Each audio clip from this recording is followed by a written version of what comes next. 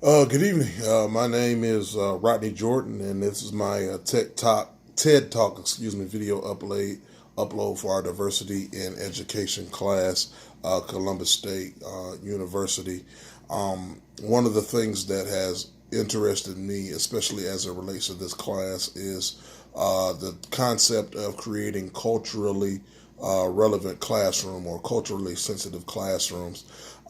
As a principal, first year principal, one of the things that bewilders me is how every conference you go to, it seems like every YouTube video you pull up in regards to educational leadership or in regards to urban education or education as a whole, the coin phrase is just simply closing the achievement gap.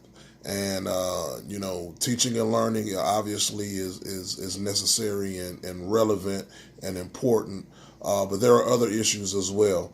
Around 2000, I say between 2011 and 2012, there came a kind of school of thought that for specific education, specifically urban education, there was a coin phrase to kind of combat the achievement gap, which talked about closing the attitude gap. And that was pretty much to, addressing barriers of learning for students. Every student teaching and learning is not necessarily the first priority when you're dealing with students that have issues of homelessness, issues of poverty, issues of not healthy home environments.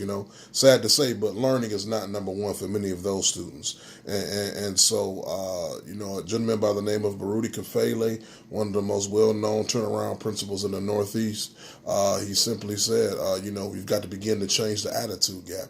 And so as I think about education and as I think about the climate that we are now in our society, I would like to coin the phrase closing the culture gap. And the reason why I would like to coin that is because in the age that we now live in, America is now a melting pot. And in order to have an effective classroom, I do believe that your classroom has to be culturally sensitive. And so as part of my TED Talk, and I kind of picture myself on a stage with a black background and maybe a laser pointer with my presentation. But I kind of want to I want to synthesize a lot of the articles that we've read. I want to synthesize a lot of the discussions that we have had in this class, and I want to essentially break down creating a culturally sensitive classroom environment or educational environment into 5 key points. And the key points, number one, is get to know simply all of your students.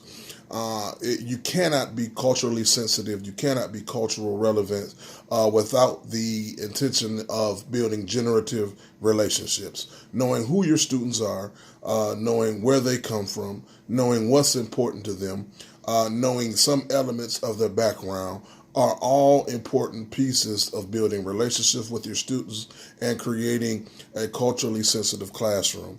I think it is only appropriate and befitting that the very first assignment that we had in this class was Doc asked us to pretty much write a cultural diversity paper about ourselves. And one of the things that I did in that particular assignment was wrote about myself. I even kind of put some illustrations with it. And when I even kind of proofread the paper and looked it over myself, I could see how, wow, this does allow somebody to have an important glimpse into your life, into your culture, into your background. And when I think about the comments that were made by our professor, she even kind of alluded to that too. Wow, this helped me, really peek into your life, peek into your culture, where you come from, why your values are what they are. Sometimes a student may exhibit a specific behavior, and if you don't know them or if you're not familiar with their culture, it may seem odd or weird to you. But when you get to know your students, when you get to know their interests, when you get to know their values, things can really begin to make a lot of sense. And so rule number one would simply be to get to know all of your students. Learn about hobbies and interests you can tap into when planning your lessons.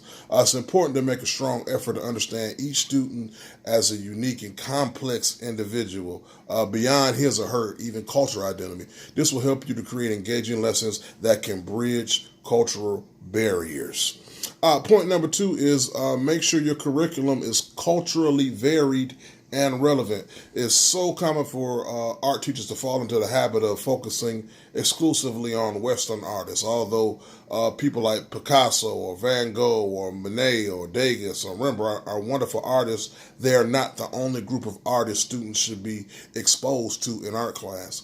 After you've taken the time to get to know your students, it will be much easier to craft projects that connect to their identities and unique personal interests.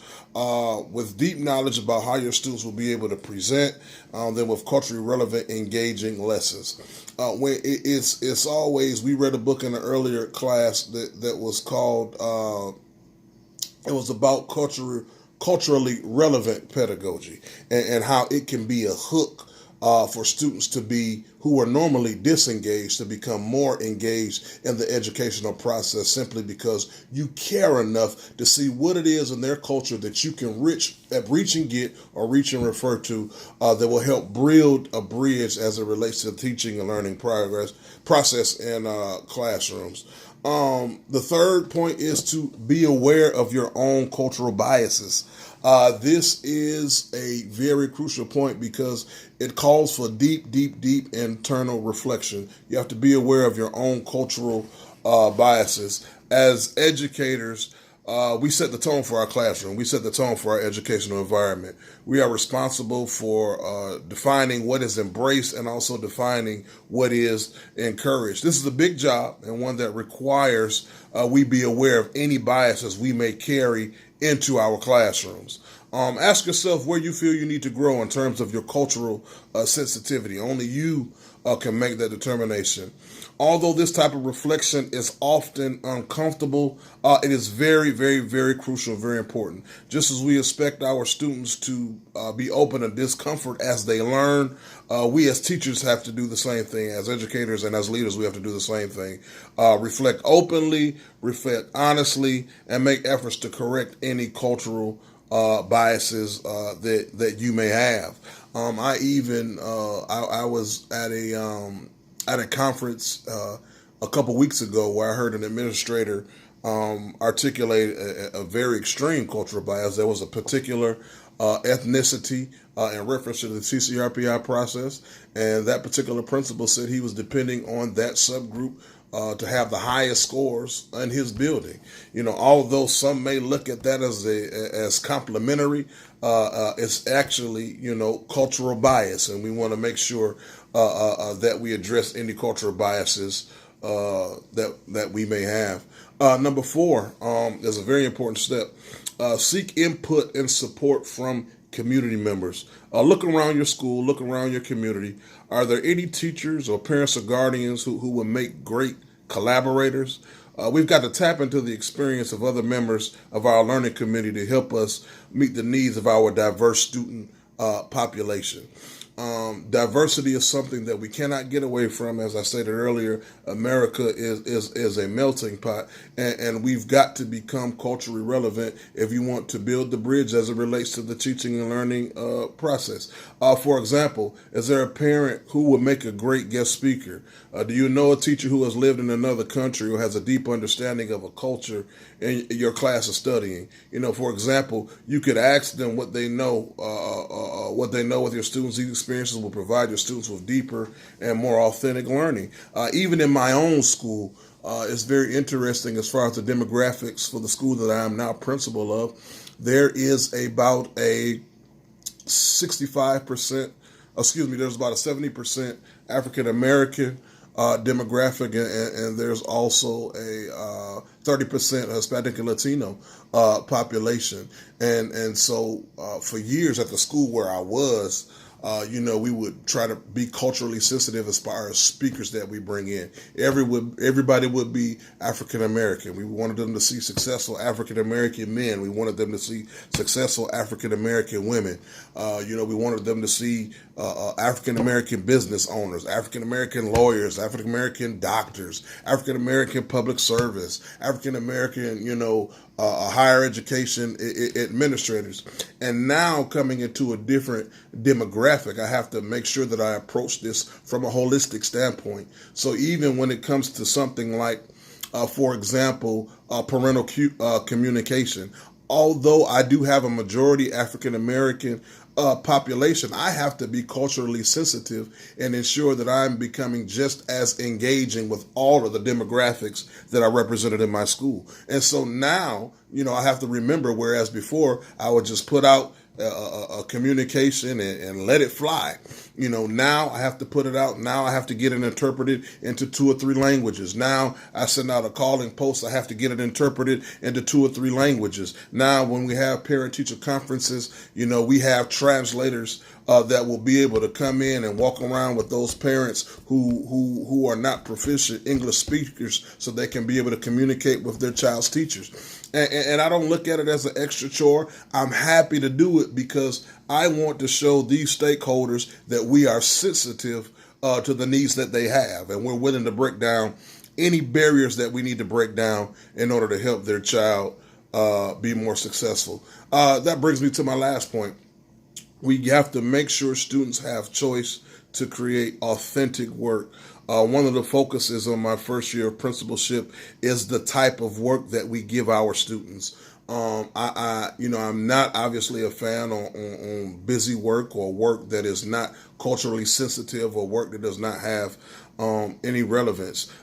Choice is very important in the life of a student. When students have choice, they feel validated and they feel empowered to create. We've got to allow students to use their own stories and experiences to make work that expresses their uniqueness. That's so powerful.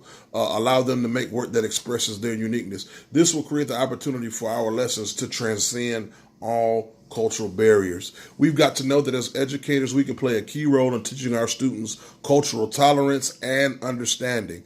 We've got to teach our students that everybody is not the same. When students are given the freedom to share their own perspectives, cultural barriers are broken down and lines of communication are open. Students have a lot to share and will be willing to if they are simply given a voice and a space in order to do so. So as educators, let's make sure our lessons allow for students to be different from one another, and you'll be amazed at what they will be able to produce. So as we go forth into this next school year, I want to take a lot of the concepts that we've learned in this class, through the discussions, through the articles, through the assignments, and I want us all to have an intensified and focus on creating culturally sensitive and relevant educational atmosphere. This is Rodney Jordan, and this is my TED Talk. Thank you.